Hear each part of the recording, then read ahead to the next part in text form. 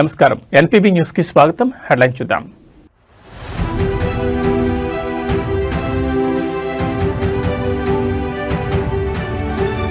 చంద్రబాబు ఢిల్లీ పర్యటన ఖరారు. పోలవరం అమరావతి నిధులపైనే స్పెషల్ ఫోకస్.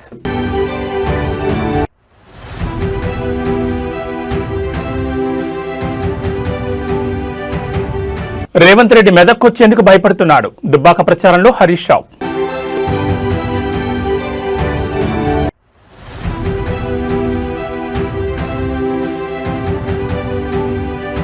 ఏపీలో మళ్లీ బర్డ్ ఫ్లూ కలకలం. ప్రభావిత గ్రామాల్లో అప్రమత్తమైన అధికార యంత్రాంగం.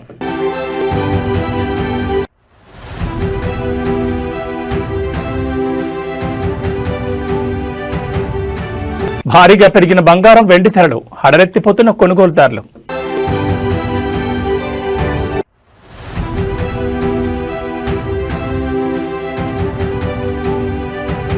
భారత్ పాక్ మ్యాచ్ పై వేడిన ఉత్కంఠ.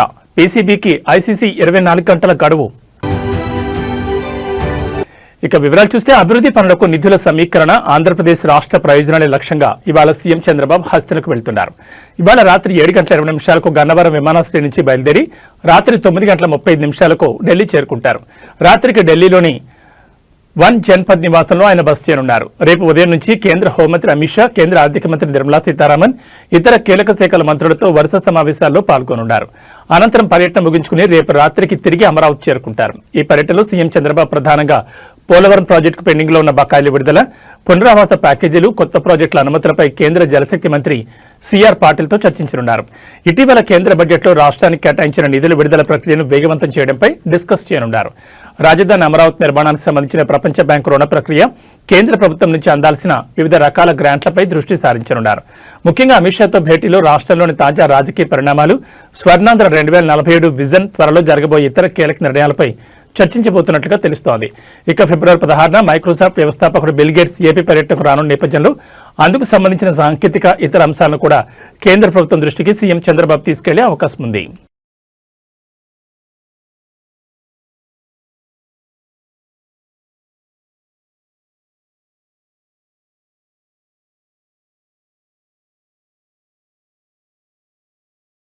ఏపీ ముఖ్యమంత్రి చంద్రబాబుపై అనుచిత వ్యాఖ్యలు చేసిన కేసులో ఇప్పటికే రాజమండ్రి జైల్లో రిమాండ్ ఖైదీగా ఉన్న మాజీ మంత్రి, వైసీపీ నేత అంబటి రాంబాబుకు ఉచ్చు మరింత బిగిస్తోంది. గత ఏడాది నవంబర్ 12న మెడికల్ కాలేజీల పీపీపీ విధానాన్ని నిరసిస్తూ ధర్నా చేసిన సమయంలో భారీ కేడ్లను తోసుకుంటూ పోలీసులతో ఆయన దురుసుగా ప్రవర్తించారు. దీనికి సంబంధించి పట్టాభిపురం పోలీస్ స్టేషన్లో అంబటిపై కేసు నమోదైంది. ఈ కేసుకు సంబంధించి అంబటిని విచారించేందుకు పట్టాభిపురం పీఎస్ పోలీసులు గుంటూరు కోర్టులో ఉన్న పీటీ వారెంట్ దాఖలు చేశారు. ఈ వారెంట్పై కోర్టు ఈ రోజు తీర్పును వెలువరించనుంది. అంబటిపై మరిన్ని కేసులు కూడా నమోదయ్యాయి. ఈ అన్ని కేసుల్లో ఆయనపై పీటీ వారెంట్లు దాఖలు చేసే అవకాశం ఉంది. మరోవైపు చంద్రబాబుపై వ్యాఖ్యల కేసులో గుంటూరు కోర్టులో అంబటి బెయిల్ పిటిషన్ వేశారు. ఈ పిటిషన్పై కూడా ఈ రోజు కోర్టులో విచారణ జరగనుంది. దీనికి తోడు Ambati police custody petition, Rajahmundry central జైల్లో అదనపు సౌకర్యాల కోసం వేసిన పిటిషన్లపై కూడా ఈ రోజు విచారణ జరగనుంది. అంబటికి సంబంధించిన 4 పిటిషన్లపై విచారణ ఉండడంతో ఆయనను రాజమండ్రి సెంట్రల్ జైలు నుంచి గుంటూరుకు తరలిస్తున్నారు.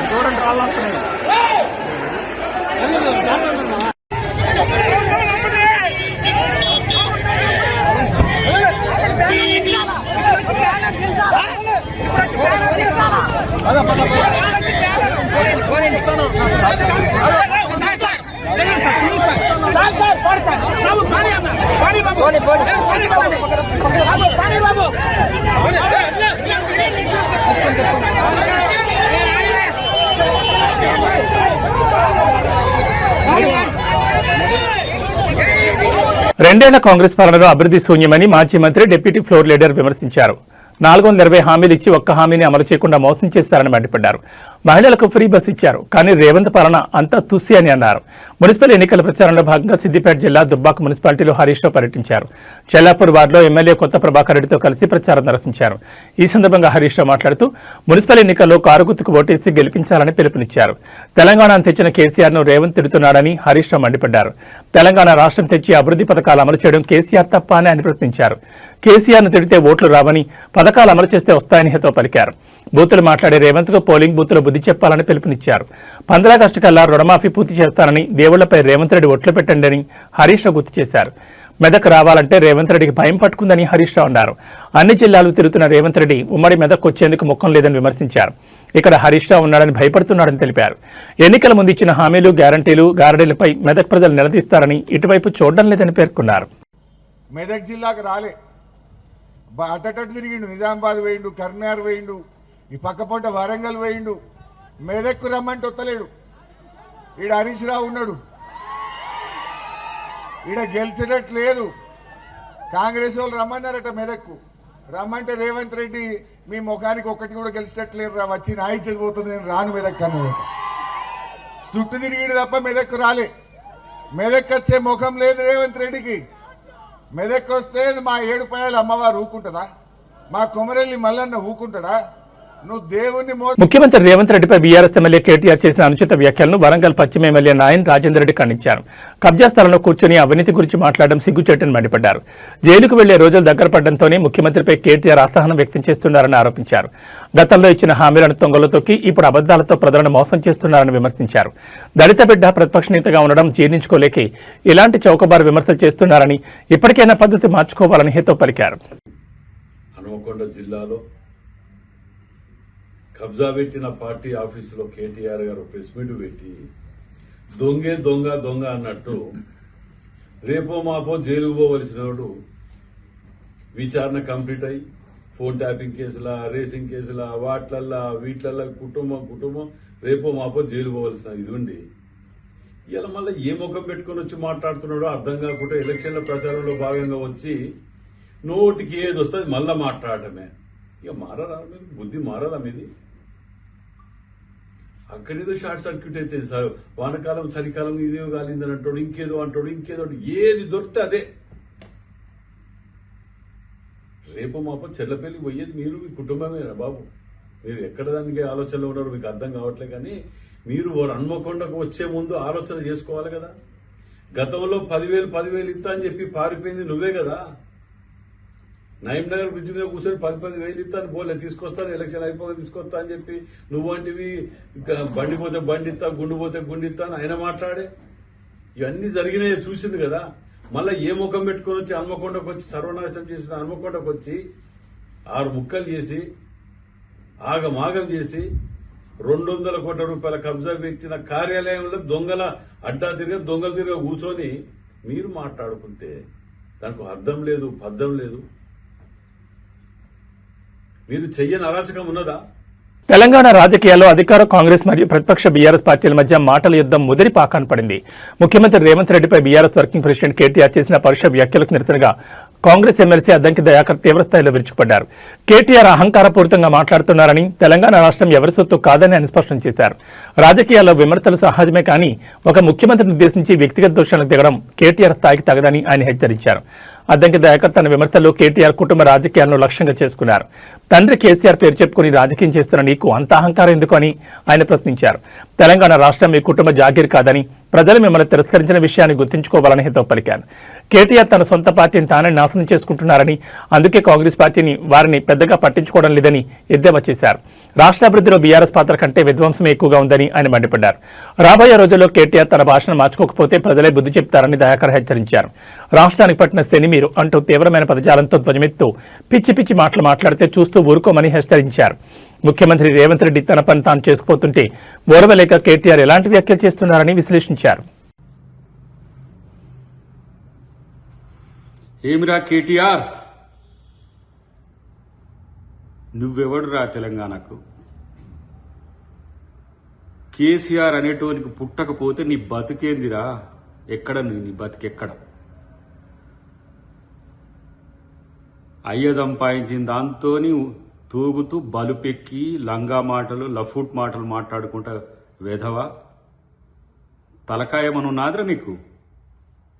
హౌలే చిల్లరగాళ్ళ కంటే ఆవారగాళ్ళ కంటే బజారుగాళ్ళ కంటే దిగజారి మాట్లాడుతున్న దరిద్రుడా నువ్వు. ఈ తెలంగాణకు పట్టిన దరిద్రం నీ వల్లనే మీ అయ్య మొత్తం ఎక్కడికి పోయిపోయిండో చూడు. కేసీఆర్ ఇట్లాంటివన్నీ కానీ తెలంగాణ మీదకి వదిలేస్తుంది దరిద్రుని. ఇట్లాంటి పనికిరాని సన్నాసిగాన్ని కానీ నువ్వు నష్టపోతివి, తెలంగాణను దోచుకుంటట్టు చేస్తేవి, మళ్ళా ఏమిటికని వదులుతున్నావు వీడిని తెలంగాణ ప్రజల మీదకి. వీడు ఏది రోకు సోకుండాడు, వీడు మాట్లాడితే వీడు పెద్ద ఏదో పొడింగిలాగా మాట్లాడతాడు కేటీఆర్ గారు. అసలు ఎవడరా నువ్వు ఈ తెలంగాణకు? తెలంగాణ ఉద్యమం మొదలైన రోజు ఏడున్నావు? తెలంగాణ ఉద్యమంలో కేసీఆర్ని వెనక గుంజాలని లాగిన దరిద్రుడు నువ్వు. మళ్ళేదో మొదలుకొస్తుందని చెప్పి అయ్యతో నుంచి ఇడగూరి ఇలా 17 సంవత్సరాల నుంచి తెలంగాణలో ఎమ్మెల్యేగా మంత్రిగా తూగి మొత్తం తెలంగాణను దోచుకొని ఎవరితో కలిసి ఉన్నావు నువ్వు? నీ బతికేంటి? మొత్తం లంగ పనులు చేసుకుంటా, దొంగ పనులు చేసుకుంటా, ఫోన్ ట్యాపింగ్లు చేసుకుంటా. అసలు కనీసం తెలంగాణ గడ్డ మీద కాదు, ఈ భూమి మీద కూడా ఉండే పరిస్థితి లేదు నీకు అసలు.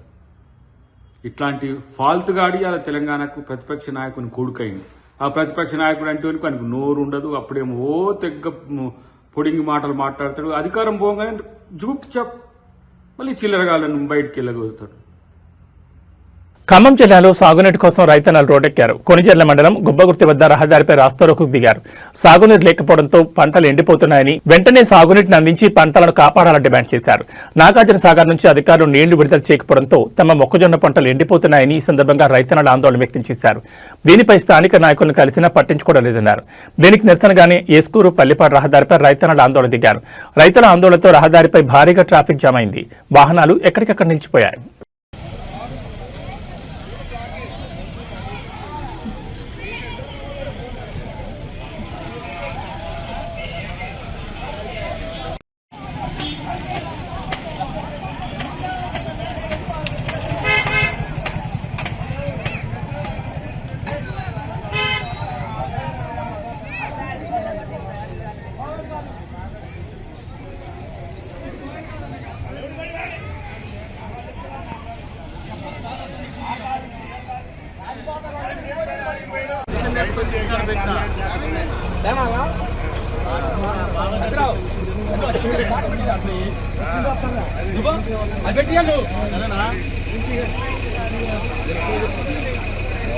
కరీంనగర్ జిల్లాలో ఎన్నికల వేడి తారాస్థాయికి చేరింది. మున్సిపల్ ఎన్నికలు కూడా అమల్లో ఉండడంతో అధికారులు నిబంధనలను అత్యంత కఠినంగా అమలు చేస్తున్నారు. ఈ క్రమంలోనే కరీంనగర్ వేములవాడ ప్రధాన రహదారిపై ఒక ఆసక్తికర సంఘటన చోటు చేసుకుంది.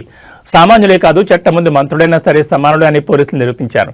రాష్ట్ర మంత్రులు తుమ్మల నాగేశ్వరరావు మరియు పొన్నం ప్రభాకర్ ప్రచార నిమిత్తం వేములవాడ వైపు వెళ్తుండగా కరీంనగర్ శివార్లో తనిఖీలు నిర్వహించిన పోలీసులు వారి కాన్వాయ్ని అడ్డుకున్నారు. మున్సిపల్ ఎన్నికల కోడ్ అమల్లో ఉన్న నేపథ్యంలో ఎలక్షన్ ఫ్లయింగ్ స్క్వాడ్ మరియు స్థానిక పోలీసులు ప్రతి వాహనాన్ని క్షుణ్ణంగా తనిఖీ చేస్తున్నారు. మంత్రుల వాహనాలను తెలిసినప్పటికీ నిబంధనల ప్రకారం పోలీసులు వెనక్కి తగ్గలేదు.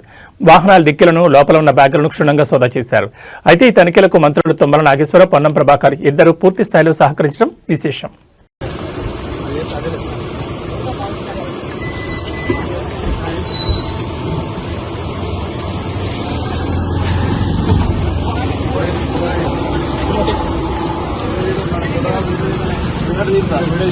ఏపీలో మరోసారి బర్డ్ ఫ్లూ కలకలం రేపుతోంది. చిత్తూరు జిల్లా పరిధిలోని సదు మండలంలోని పలు గ్రామాల్లో వైరస్ పంజా విసురుతోంది.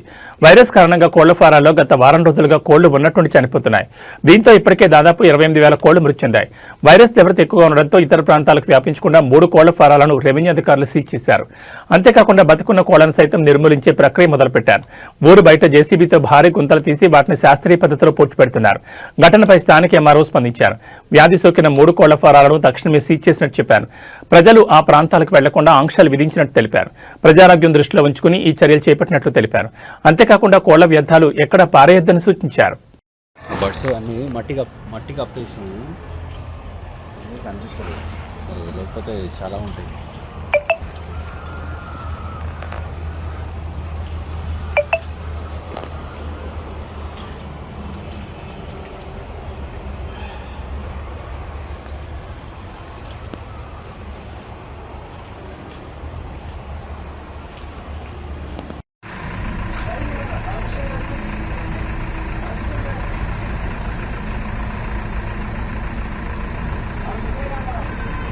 రెడీ సార్ గేట్ పెట్టించేసి అది రాగానే గేట్ పెట్టేసి సార్ వాళ్ళ గేట్ చూసాము.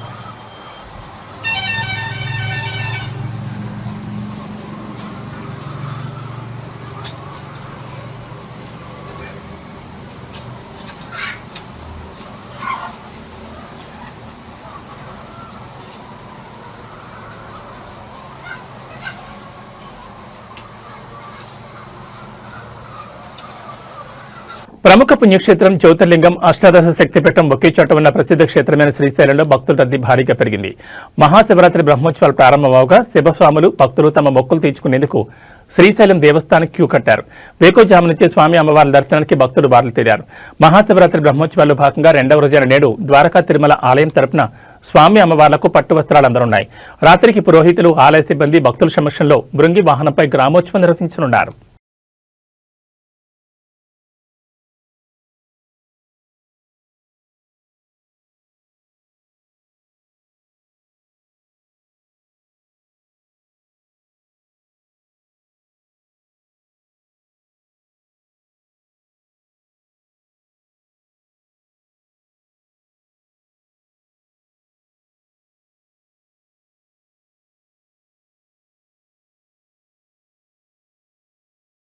కొమరభీం ఆసిఫాబాద్ జిల్లా అటవీ ప్రాంతాల్లో మరోసారి మావోయిస్టుల కదలికలు తీవ్ర కలకలం రేపుతున్నాయి. పొరుగు రాష్ట్రమైన మహారాష్ట్రలోని గడ్చిరోలి ప్రాంతాల నుంచి ఓ మావోయిస్టు దళం జిల్లాలోకి ప్రవేశించినట్లుగా నిఘా వర్గాలకు సమాచారం అందింది. దీంతో అప్రమత్తమైన పోలీసు యంత్రాంగం అటవీ ప్రాంతాలను జల్లెడపడుతోంది. ఆసిఫాబాద్, తిర్యానీ మండలాల సరిహద్దు అటవీ ప్రాంతాల్లో మావోయిస్టులు సంచరిస్తున్నట్లు పక్కా సమాచారం అందడంతో గ్రేహాన్స్ బలగాలు రంగంలోకి దిగాయి. డోర్లీ, పంగిడి మాదారం అటవీ ప్రాంతంలో గాలింపు చర్యలు చేపట్టగా మావోయిస్టులకు సంబంధించిన కిట్ బ్యాగ్లు, ఇతర సామగ్రిని బలగాలు గుర్తించాయి. పోలీసులు రాకను గమనించిన దళ సభ్యులు దట్టమైన అడవులకు తప్పించుకున్నట్లుగా అనుమానిస్తున్నారు. గ్రేహాన్స్ బలగాలతో పాటు స్థానిక పోలీసులు, స్పెషల్ పార్టీ బృందాలు సంయుక్తంగా కోమింగ్ నిర్వహిస్తున్నాయి. మహారాష్ట్ర, తెలంగాణ సరిహద్దులోని చెక్పోస్టుల వద్ద వాహన తనిఖీలను కఠినతరం చేశారు. కొత్త వ్యక్తులు లేదా అనుమానితులు కనిపిస్తే వెంటనే సమాచారం ఇవ్వాలని ప్రజలకు సూచించారు. తిర్యానీ మండల పరిధిలోని మారమూల గిరిజన గ్రామాల్లో పోలీసులు పర్యటిస్తూ ప్రజలను అప్రమత్తం చేస్తున్నారు. మావోయిస్టులకు ఎలాంటి సహకారం అందించొద్దని కోరుతున్నారు. ఆపరేషన్ కగార్లో భాగంగా కేంద్ర ప్రభుత్వం నిర్దేశించుకున్న టార్గెట్ సమీపిస్తున్న తరుణంలో సరిహద్దు ప్రాంతాల్లో ఎప్పుడైనా ఎదురుకాల్పులు జరిగే అవకాశం ఉందని స్థానిక ప్రజలు బిక్కుబిక్కుమంటూ కాలం గడుపుతున్నారు.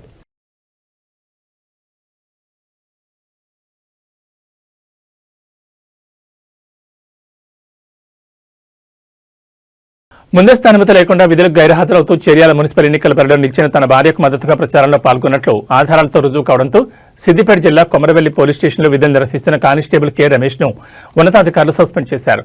విధి నిర్వహణలో నిర్లక్ష్యం వహించడం, పోలీస్ ప్రవర్తన నియమాలను ఉల్లంఘించడం వంటి కారణాలతో ఈ చర్య తీసుకున్నట్లు సిపి సాధన రష్మి పెరుమాళ్ పేర్కొన్నారు. ఈ విషయం తెలిసిన వెంటనే రమేష్ భార్య చర్యాల 2వ వార్డు బీఆర్ఎస్ అభ్యర్థి కమలాపురం గీతాంజలి నిరసన దిగారు. స్థానిక అంబేద్కర్ విగ్రహానికి వినతిపత్రం సమర్పించిన ఆమె అక్కడే బైఠాయించి ఆందోళన చేపట్టారు. ఈ సందర్భంగా గీతాంజలి మాట్లాడుతూ తమ ప్రత్యర్థికి ఓటమి భయం ఉండడంతో అధికార బలాన్ని ఉపయోగించి తన భర్తను సస్పెండ్ చేయించారని ఆరోపించారు. తాను నామినేషన్ దాఖలు చేసినప్పటి నుంచి ఎన్నో ప్రలోభాలు చూపించి పోటీ నుంచి తప్పించేందుకు ప్రయత్నించారని, అంగీకరించకపోవడంతో చివరికి ఇలా కక్ష సాధించారని ఆమె విమర్శించారు.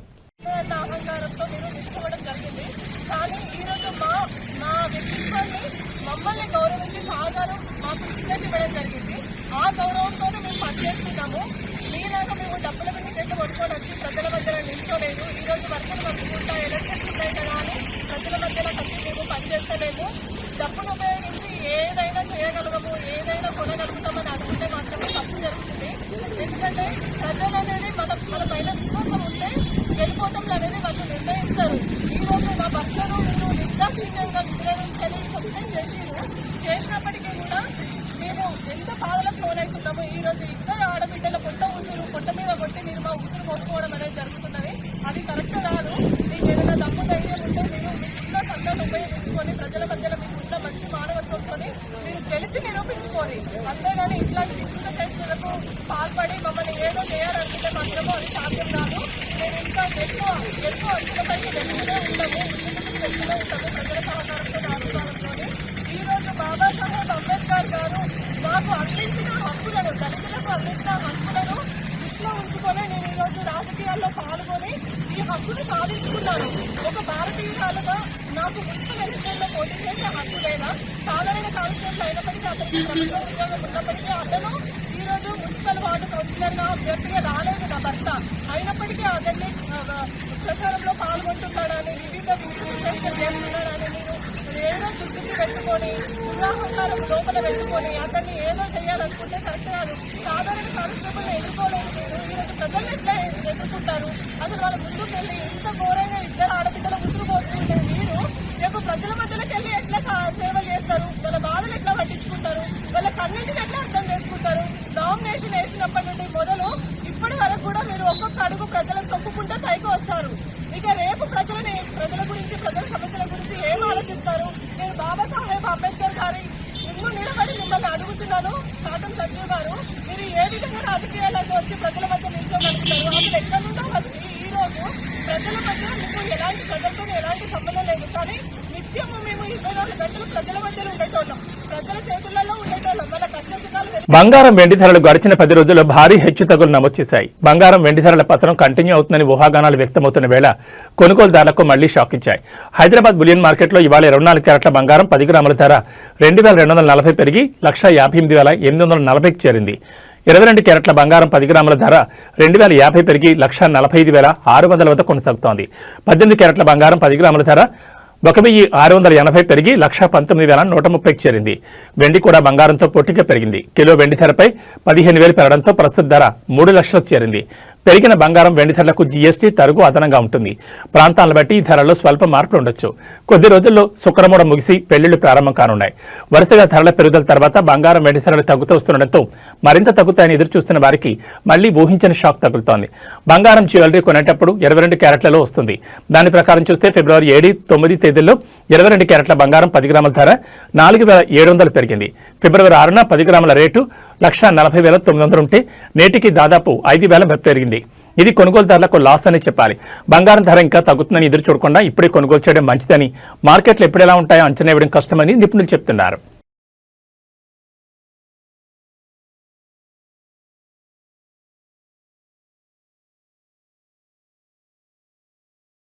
T20 ప్రపంచ కప్ 2026లో అత్యంత ఆసక్తికరమైన భారత్ పాకిస్తాన్ మ్యాచ్ నిర్వహణపై హైడ్రామా కొనసాగుతోంది. ఫిబ్రవరి 15న కొలంబో వేదికగా జరగాల్సిన ఈ హై వోల్టేజ్ మ్యాచ్పై పాకిస్తాన్ క్రికెట్ బోర్డు చేస్తున్న పట్టుబిడ్డంతో ఇప్పుడు బంతి ఐసీసీ కోర్టులోకి చేరింది. ఈ వివాదాన్ని పరిష్కరించేందుకు ICC deputy chairman Imran Khawaja ఆదివారం లాహోర్కు చేరుకుని పీసీబీ చైర్మన్ మొహసిన్ నఖ్వీతో సుదీర్ఘంగా చర్చలు జరిపారు. ఈ భేటీలో బంగ్లాదేశ్ క్రికెట్ బోర్డు ప్రతినిధి అమీనుల్ ఇస్లాం బుల్బుల్ కూడా పాల్గొనడం ప్రాధాన్యం సంతరించుకుంది. బంగ్లాదేశ్కు మద్దతుగా తాము భారత్తో ఆడబోమని ప్రకటించిన పాక్ను ఒప్పించేందుకు ఐసీసీ ముమ్మర ప్రయత్నాలు చేస్తోంది. భారత్తో మ్యాచ్ ఆడాలంటే తాము కోరిన డిమాండ్లకు అంగీకరించాలని ఏసీబీ ఐసీసీ ముందు ప్రతిపాదనలు ఉంచినట్లుగా తెలుస్తోంది. భారత్లో పర్యటించేందుకు నిరాకరించిన బంగ్లాదేశ్ను టోర్నీ నుంచి తొలగించినందున వారికి తగిన ఆర్థిక నష్టపరిహారం చెల్లించాలని డిమాండ్ చేశారు. అదేవిధంగా బంగ్లాదేశ్ జట్టు ఆడకపోయినా వారికి దక్కాల్సిన పార్టిసిపేషన్ ఫీజును అందజేయాలని పేర్కొన్నారు. రాబోయే కాలంలో జరిగే ఐసీసీ మెగా ఈవెంట్లను పాకిస్తాన్లో నిర్వహించేందుకు స్పష్టమైన హామీ ఇవ్వాలని కోరినట్టుగా తెలుస్తోంది. భారత్ పాకిస్తాన్ మ్యాచ్ అంశంపై 24 గంటల్లోపు తుది నిర్ణయం చెప్పాలని ఐసీసీ పీసీబీని ఆదేశించింది. ఒకవేళ మ్యాచ్ను బహిష్కరిస్తే పాకిస్తాన్కు దక్కాల్సిన వార్షిక నిధులపై కోత విధించడంతో పాటు భారీ జరిమానాలు విధిస్తామని ఐసీసీ హెచ్చరించినట్టుగా తెలుస్తోంది. దీనిపై పీసీబీ తమ ప్రధానితో చర్చించి తుది ప్రకటన చేసే అవకాశం ఉంది. మరోవైపు శ్రీలంక క్రికెట్ బోర్డు కూడా ఈ మ్యాచ్ నిర్వహణపై ఆశగా ఉంది. భారత్ పాక్ మ్యాచ్ రద్దయితే తమకు భారీగా ఆదాయం తగ్గుతుందని ఆందోళన వ్యక్తం చేస్తోంది.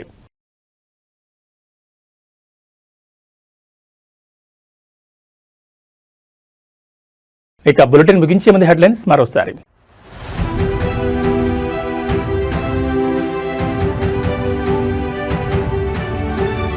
చంద్రబాబు ఢిల్లీ పర్యటన ఖరారు. పోలవరం, అమరావతి నిధులపైనే స్పెషల్ ఫోకస్.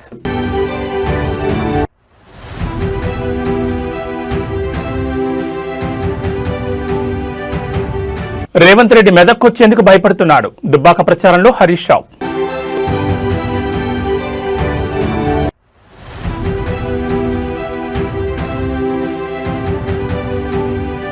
ఏపీలో మళ్లీ బర్డ్ ఫ్లూ కలకలం, ప్రభావిత గ్రామాల్లో అప్రమత్తమైన అధికార యంత్రాంగం.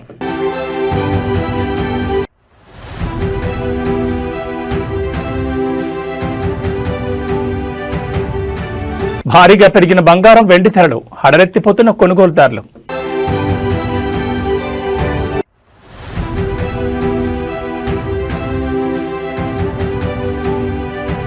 భారత్ పాక్ మ్యాచ్ పై వేడిన ఉత్కంఠ, పీసీబీకి ఐసీసీ 24 గంటల గడువు. ఇవి బులెటిన్ విశేషాలు. నమస్కారం.